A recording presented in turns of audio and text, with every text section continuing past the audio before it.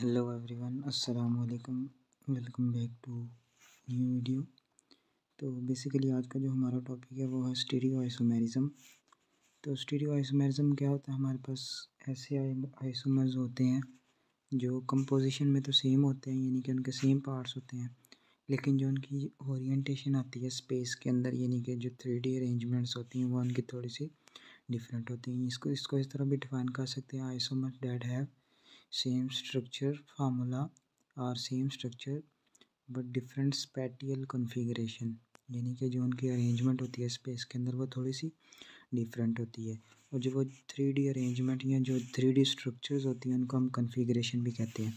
अगर इसकी हम टाइप्स की बात करेंगे तो दो इसकी मेन टाइप्स आती है हमारे पास। पहली टाइप्स इसकी होती है इनैंशियोमर्स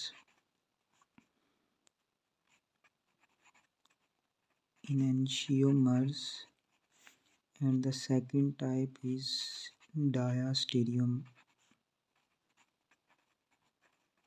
isomers. इनैंशियोमर्स और डायस्टीरियो आइसोमर्स को हम भी कोशिश करते हैं कि इनकी डेफिनेशन लिख के फिर उसके साथ इनको दो इसकी टाइप्स हैं, इनैंशियोमर और डायस्टीरियोमर्स।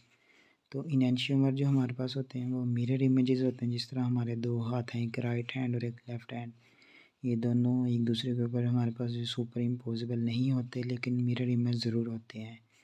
जबकि डायस्टीरियोमर्स, ये हमारे पास डाया का मतलब दो, यानी कि इसके अंदर दो हमारे पास स्टीरियो आइसोमर्स पाए जाएंगे और एक more than one chiral centre होगा। अब कायरल सेंटर क्या होता है? हमारे पास एक ऐसा कार्बन जिसके ऊपर 4 डिफरेंट कंपाउंड अटैच हों, तो ऐसे कार्बन को हम एसिमेट्रिकल कार्बन भी कहते हैं, और ये जो सेंटर है इसको हम कायरल सेंटर भी कहते हैं। तो अगर किसी हमारे पास उस कंपाउंड में दो कायरल सेंटर आ रहे हैं और वो दोनों एक दूसरे का मिरर इमेज नहीं है, तो वो हमारे स्टीरियो आइसोमर्स कहलाएंगे। फॉर एग्जांपल, अगर ये वाला कार्बन देखेंगे तो इसके साथ चारों डिफरेंट कंपाउंड अटैच हैं, ये वाला देखेंगे तो इसके साथ भी चारों डिफरेंट कंपाउंड अटैच है। इसका मतलब इन दोनों के साथ दो दो कायरल सेंटर आ गए। जबकि इसकी अगर हम बात करेंगे तो ये भी हमारे पास दो कायरल सेंटर आ गए ना ही। ये दोनों हमारे पास क्या हैं? एक दूसरे के मिरर इमेज हैं।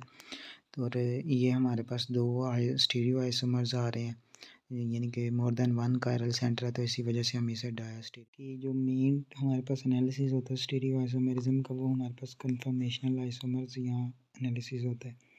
ये एक ऐसी टाइप है हमारे पास स्टीरियो आइसोमेरिज्म की जिसके अंदर हमारे पास आइसोमर्स जो होते हैं ना वो इंटर कन्वर्ट हो सकते हैं सिर्फ और सिर्फ रोटेशन जो उनकी फॉर्मली सिंगल बॉन्ड्स के इर्द गिर्द होगी उसके ज़रिए हम इनको इंटर कन्वर्ट कर सकते हैं। फॉर एग्जांपल, हमारा अगर मीथेन का मालिक्यूल है ना, CH4 जो है, देखने में तो बिलज़ाहिर हमें यही लगता है कि हमारे पास इसके अंदर कोई भी आइसोमेरिज्म की प्रॉपर्टी शो नहीं हो रही, लेकिन अगर हम उसकी 3D स्ट्रक्चर देखेंगे तो जो हमारे पास एच के दो मालिक्यूल होते हैं वो अलॉन्ग द प्लेन, यानी कि पेज के अलॉन्ग होते हैं। एक मालिक्यूल हमारी तरफ होता है टुवर्ड्स अस, और एक मालिक्यूल बिटवीन कह रहा हूँ सॉरी उसके यानी कि पीछे की तरफ होता है। तो एक सामने की तरफ दो, यानी कि अलॉन्ग द उसके लाइन आ जाएंगे। तो ये हमारे पास जो इनको हम कन्फर्मेशनल आइसोमेरिज्म के अंदर हमारे पास ऐसे कन्फर्मर्स जो हमारे पास कॉरेस्पॉन्ड करते हैं लोकल मिनिमा को एनर्जी के ऊपर। तो ऐसे जो हमारे पास जितने होते हैं आइसोमर्स होते हैं उनको कन्फर्मेशनल आइसोमर्स या कन्फर्मर्स भी कहते हैं। तो बेसिकली ये हमारे पास एक बहुत ही इंपॉर्टेंट एनालिसिस आता है स्टीरियो आइसोमेरिज्म के अंदर, जिसको हम डिटेल से डिस्कस करेंगे। ये जो हमारा बेसिकली जो कंफर्मेशन एनालिसिस होता है वो होता क्या है? हमारे पास स्टडी ऑफ एनर्जेटिक्स होता है बिटवीन डिफरेंट कंफर्मेशन, यानी कि जो हमारे पास कंफर्मेशन बन रही थी on the basis of the minima energy, तो उसकी बेस के ऊपर जो हमारे पास एनर्जेटिक्स की जो स्टडी होती है उसको हम कंफर्मेशन एनालिसिस कहते हैं। अब हम कंफर्मेशन एनालिसिस के कुछ यूजेस पढ़ लेंगे, कौन कौन से यूजेस होते हैं। तो सबसे पहला इसका यूजेस ये है कि ये यूज़फुल होता है for understanding the stability of different isomers, यानी कि जो हमारे पास मुख्तलिफ आइसोमर्स आ रहे हैं उनकी स्टेबिलिटी जानने के लिए, यानी कि वो कितना स्टेबल है, हम ये कंफर्मेशनल एनालिसिस यूज़ कर सकते हैं। देन उसके अलावा ये हमारे पास प्रिडिक्ट करता है और एक्सप्लेन करता है तीन मेन चीज़ों को। सबसे पहले प्रोडक्ट सिलेक्टिविटी, जिस तरह हमने स्टीरियो सिलेक्टिविटी में पढ़ा था कि हमारे पास दो तरह के प्रोडक्ट बनेंगे, लेकिन एक हमारा जो है वो दूसरे से ज़्यादा होगा। जिस तरह फॉर एग्ज़ाम्पल हमने देखा था कि जो हमारा SN1 के अंदर जो हमारा बन रहा था, प्रोडक्ट बन रहा था, तो उसके अंदर हमारे पास इन्वर्जन भी आ रही थी और रिटेंशन भी आ रही थी। तो उसमें जो हमारा इन्वर्जन आ रहा था बेसिकली वो थोड़ा सा कम आ रहा था, और जो रिटेंशन आ रहा था वो यानी कि वो परसेंटेज थोड़ा सा बन रहा था हमारा।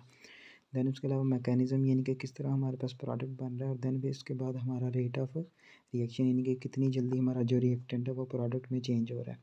देन उसके बाद थर्ड इसका जो हमारा यूज़ था वो था important role in rational and structure based drug design, यानी कि जो हमारे पास शक्लों के बेस के ऊपर जो ड्रग डिज़ाइन यानी कि जो अद्वियात बनती हैं उसके अंदर भी इसका बहुत ज़्यादा इंपॉर्टेंट रोल है। तो अगर हम थोड़ा सा जो हमने पढ़ा उसका ओवरव्यू करें तो हमारे पास सबसे पहले था स्टीरियो आइसोमेरिज्म, यानी कि जिनकी कंपोजिशन सेम है लेकिन उनकी जो हमारे पास स्टेप स्पैटियल अरेंजमेंट जिसको हम 3D स्ट्रक्चर कहते हैं वो डिफरेंट आ गया। देन इसकी टू टाइप्स आ गई, इनैंशियोमर्स और डायस्टेरियोमर्स। इनैंशियोमर हमारे पास non super impossible mirror image होते हैं, जबकि जो हमारे डायस्टेरियोमर्स होते हैं ये हमारे पास मिरर इमेज नहीं होते, और देन इसके अलावा ये हमारे पास इनके more than one chiral centre होते हैं। कन्फर्मेशनल आइसोमर्स ऐसी फॉर्म है हमारे स्टीरियो आइसोमरिज्म की जिसके अंदर आइसोमर्स को हम इंटर कन्वर्ट कर सकते हैं just by rotation about formally single bond. जिस तरह मैंने मीथेन की एग्जांपल दी, इसके अंदर आइसोमरिज्म इतना सही तरीके से शो तो नहीं किया जाता, लेकिन क्योंकि इसकी मिनिमम एनर्जी पाई जाती है इसके अंदर, तो वो एनर्जी का थोड़ा सा रोल आता है। फिर उस एनर्जी की बेस के ऊपर अगर हम देखेंगे एनर्जेटिक्स की जो स्टडी होती है डिफरेंट कन्फर्मेशन के दरमियान, उसको हम कन्फर्मेशन एनालिसिस कहते हैं। फिर हमने उसके 3 से 4 यूजेस देखे, स्टेबिलिटी वगैरह और रेट ऑफ रिएक्शन आ गया, प्रोडक्ट सेलेक्टिविटी आ गया, और ड्रग डिज़ाइन की बेस के अंदर आ गया हमारा।